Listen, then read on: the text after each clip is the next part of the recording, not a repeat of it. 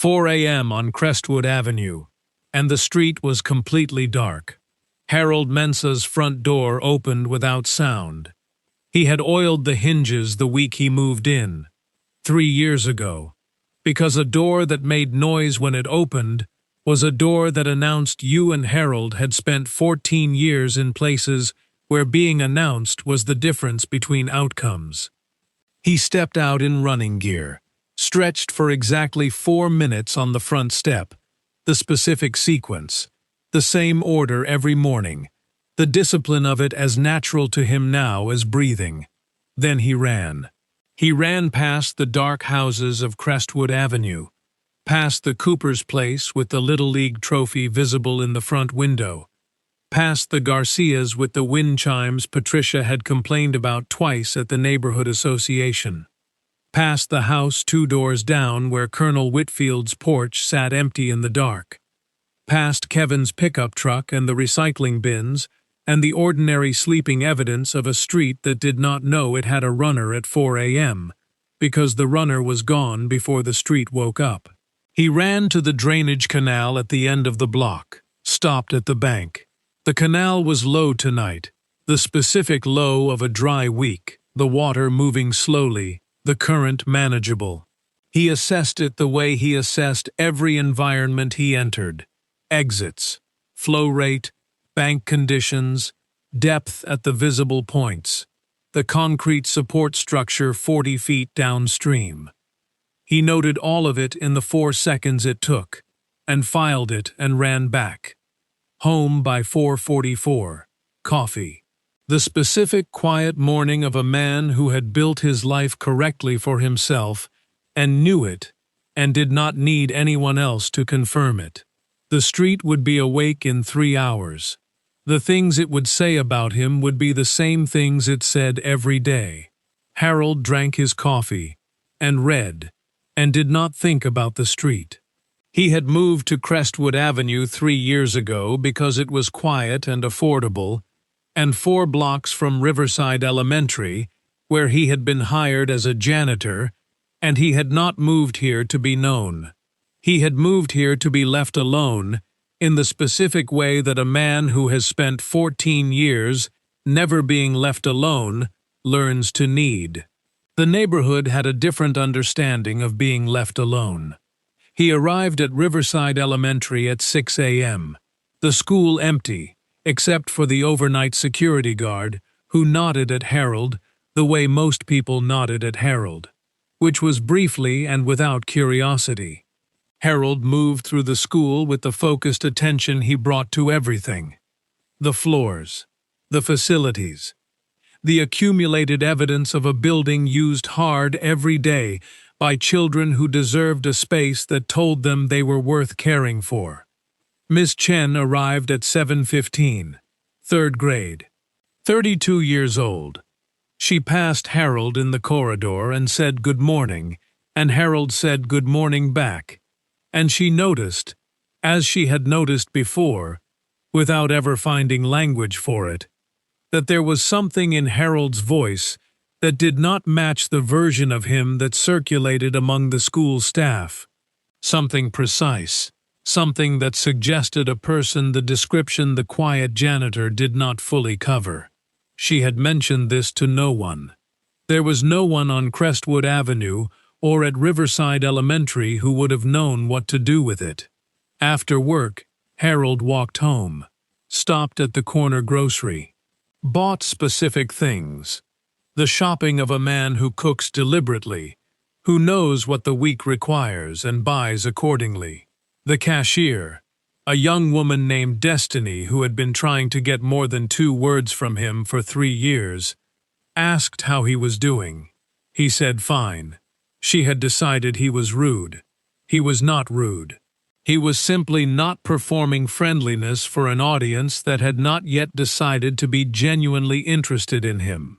On Crestwood Avenue that evening, Dale Cooper was in his front yard with Kevin from across the street. Harold came up the block.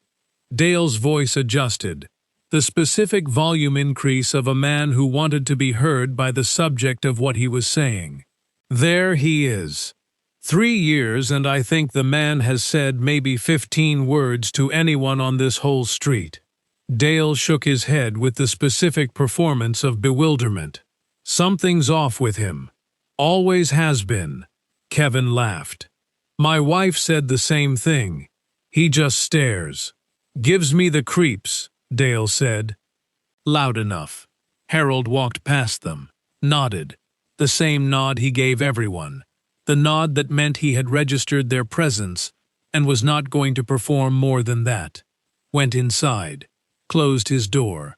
Through his front window, barely visible from the street, Harold at his kitchen table. A book open. A history of military operations.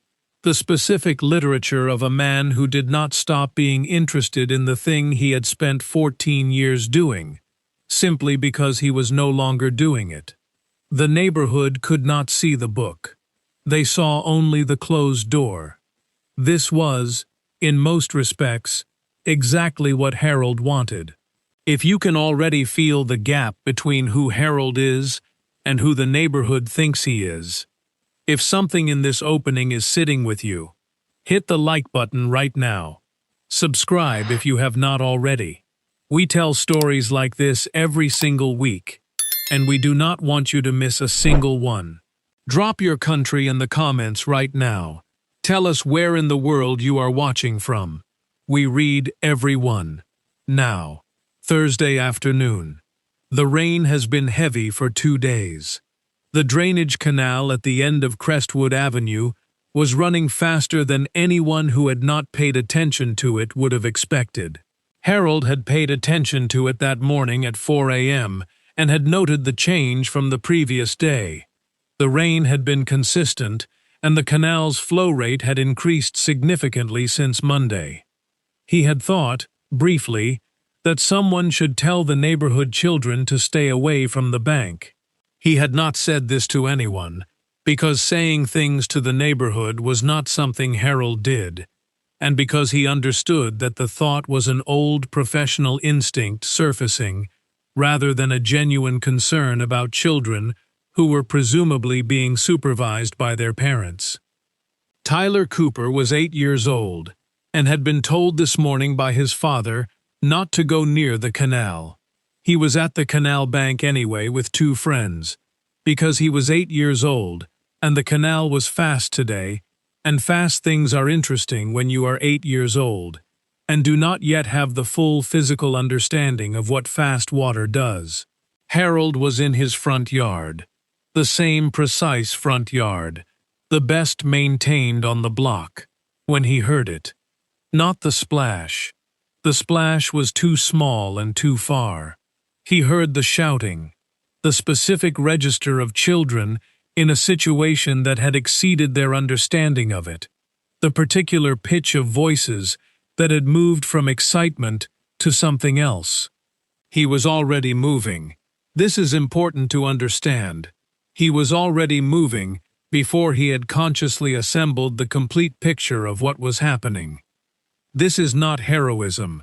This is what 14 years of training produces in a body. The automatic prioritization of signal over processing. The response beginning before the mind has finished its assessment. His body had heard something that required immediate movement, and had begun moving, and his mind was catching up as he ran. He rounded the corner to the canal in 30 seconds. Tyler was in the water 50 feet downstream from the entry point. The current had him. Fast, purposeful, the canal running at a rate that made the distance between 50 feet and 200 feet a matter of approximately 45 seconds. Tyler was not yet panicking fully. He was 8, and the water was moving, and he had not yet completed his understanding of what was happening to him. Harold assessed the bank, the current speed, the flow direction, Tyler's position, and the trajectory the current was carrying him on. The concrete support structure downstream where the current broke and created a viable extraction point. He identified the correct entry angle, the technique the current required, the path through the water that would intercept Tyler's trajectory at the point where the current was breakable. 4 seconds. The assessment was complete. He went in. People arrived at the canal bank in the specific pattern that crises draw people. The nearest first, then the sound followers, then the ones who saw others running and ran without knowing why. Kevin arrived.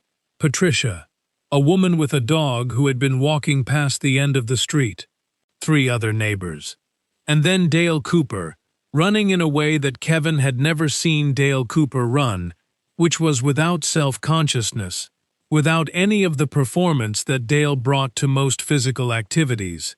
Simply a father, running toward the sound of his son's name. Dale arrived at the bank and saw the water and saw Tyler downstream. Smaller now, the current having carried him further, and went to the edge and stopped. 11 years he had maintained the secret that he could not swim. 11 years of managing every neighborhood pool party, every summer lake trip, every occasion where the water came up. A careful maintenance of the social fiction that the water simply did not interest him. There was no social fiction available at the bank of the drainage canal, with his son in the current.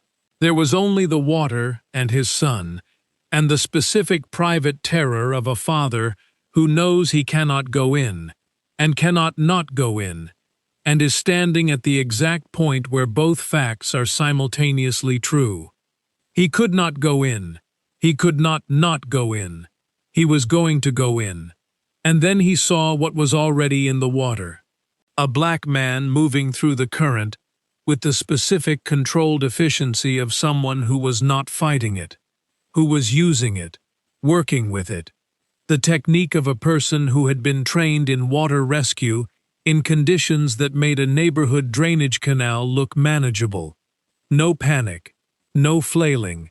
The specific economy of motion that Harold brought to everything, applied now to fast-moving water, and an 8-year-old boy who was 30 feet downstream and about to understand fully what was happening to him.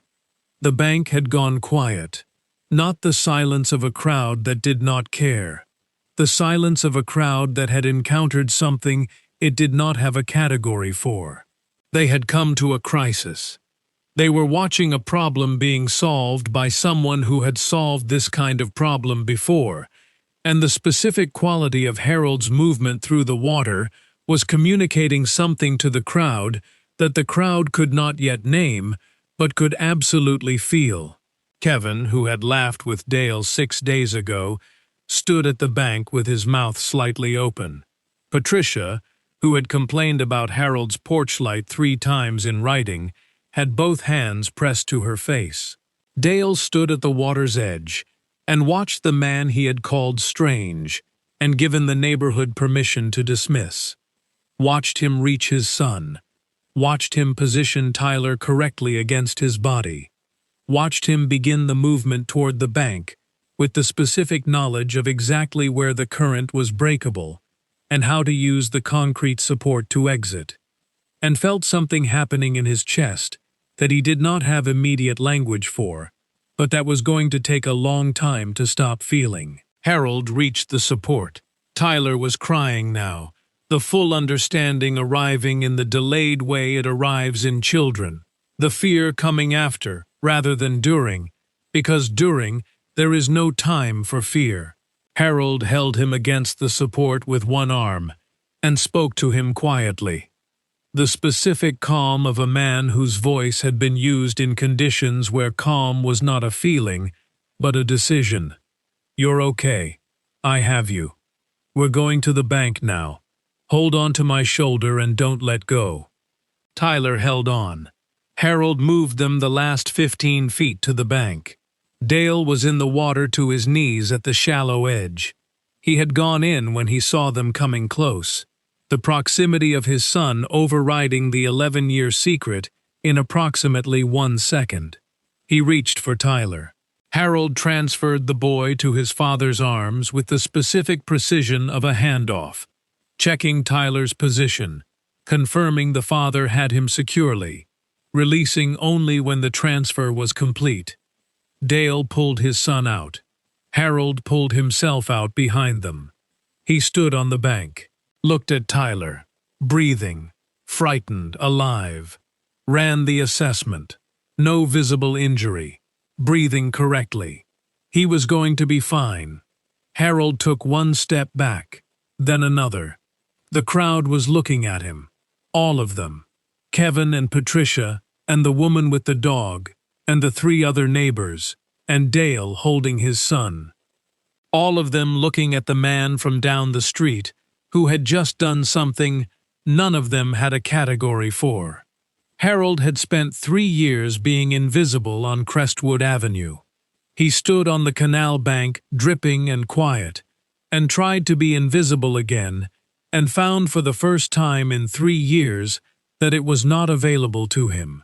Right here, before you hear what Colonel Whitfield says, subscribe if you have not already, because what happens in the next 2 minutes is the reason this story exists. Hit the bell. Drop your country in the comments. Tell us where you are watching from. We are reading every single one. Now, Colonel Whitfield steps through the crowd. He had been on the bank since shortly after Harold went in. He had arrived, as he always arrived everywhere, slightly before anyone expected him, moving with the specific unhurried purpose of a man who had spent 32 years in genuine emergencies and knew the difference between urgency and panic.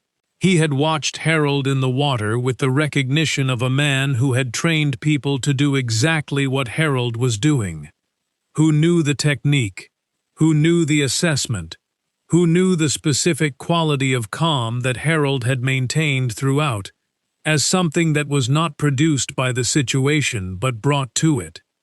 He had known Harold Mensah for 6 months on this street. He had made a decision 6 months ago not to surface what he knew. It was not his story to tell. Harold had come to Crestwood Avenue to build a quiet life, and Colonel James Whitfield understood that completely, and had respected it completely. He made a different decision now. He stepped through the crowd to where Harold was standing at the edge, dripping, quiet, beginning the retreat back into the invisibility that the crowd was not permitting. Harold heard him coming and turned and looked at him with the recognition of one man who has been in certain places looking at another man who has been in certain places, the specific mutual identification that requires no introduction and no explanation between the men who share it. "Don't," Harold said, quietly. One word.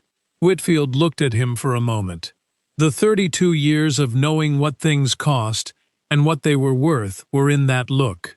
"Son," he said, "you just pulled a child out of a moving current in flood conditions. They deserve to know why that looked the way it did."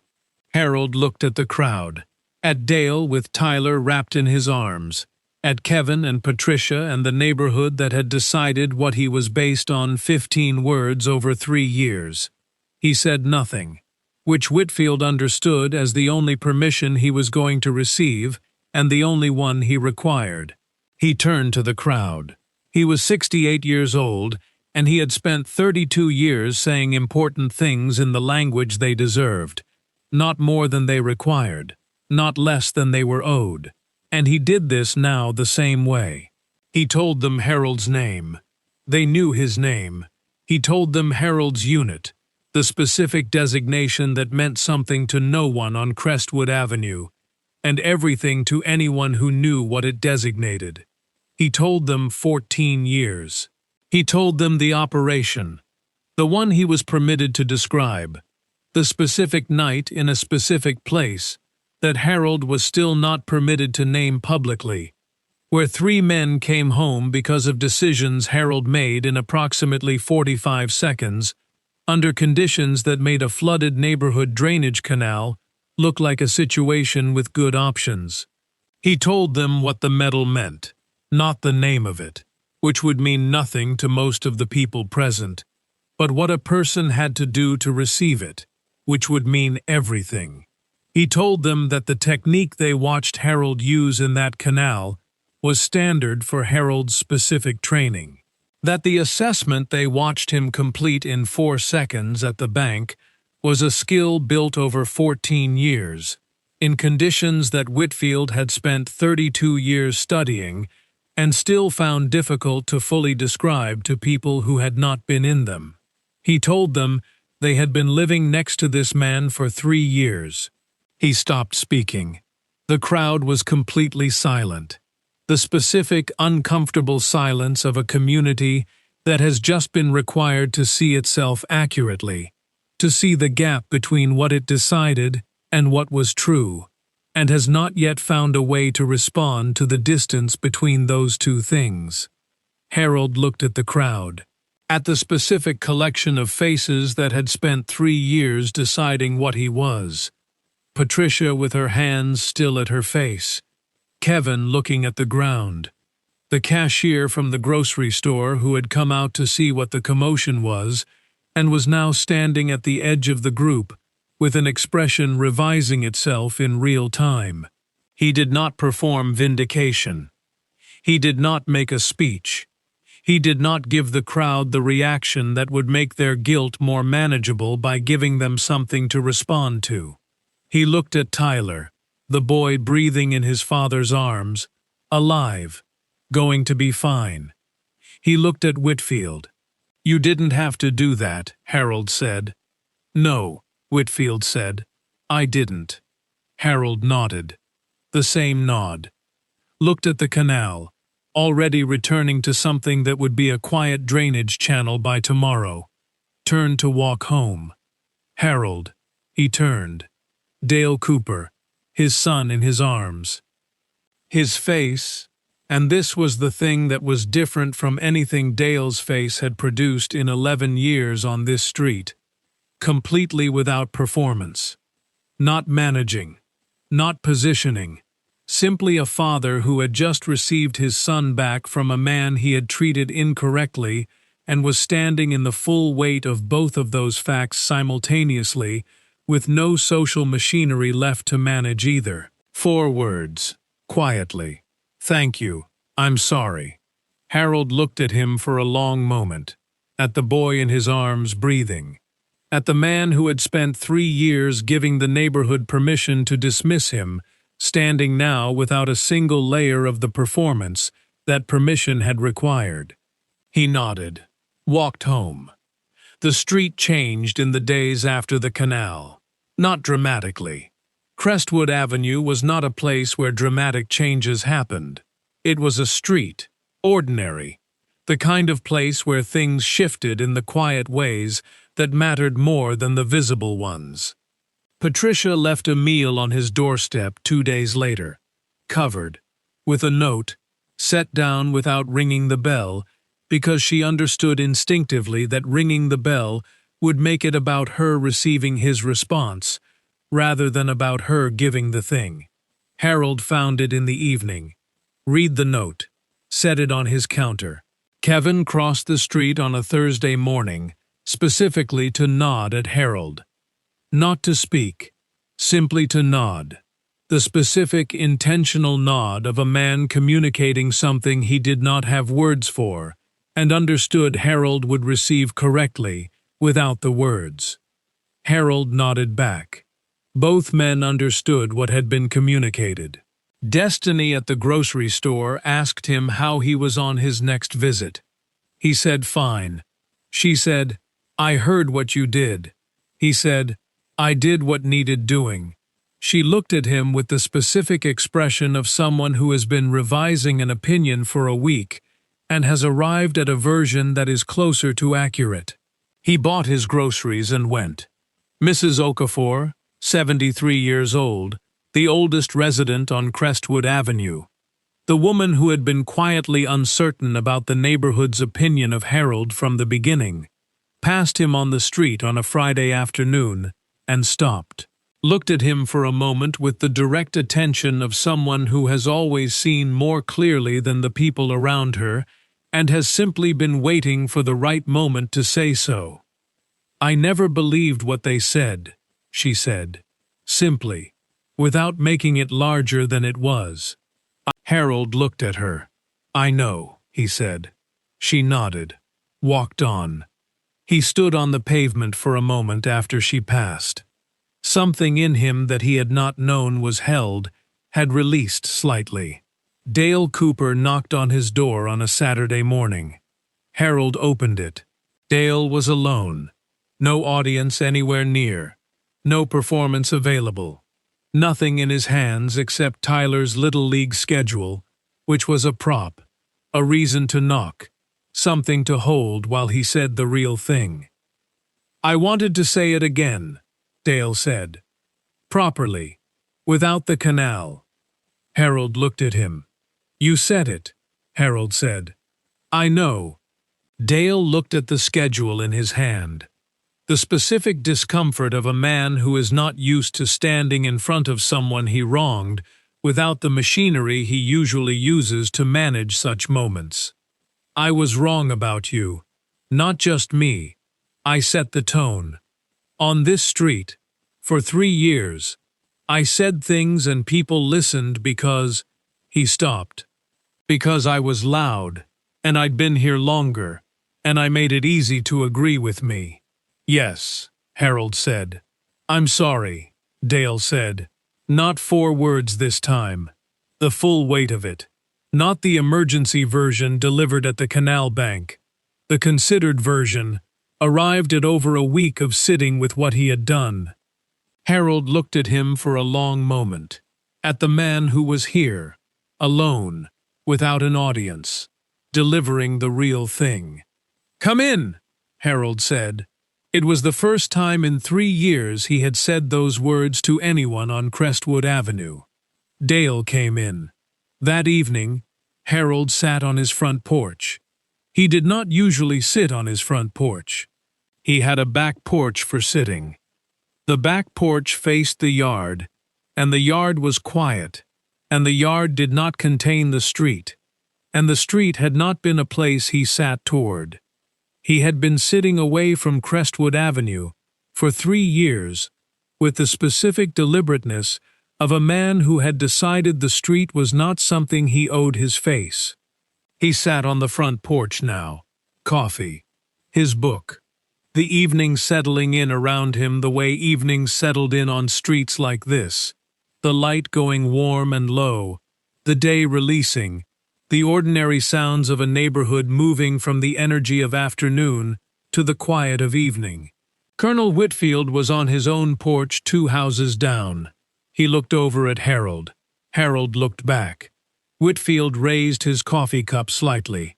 The specific gesture of one man acknowledging another across a street, not waving, not performing anything. Simply the acknowledgement of 2 people who understand each other. Harold raised his.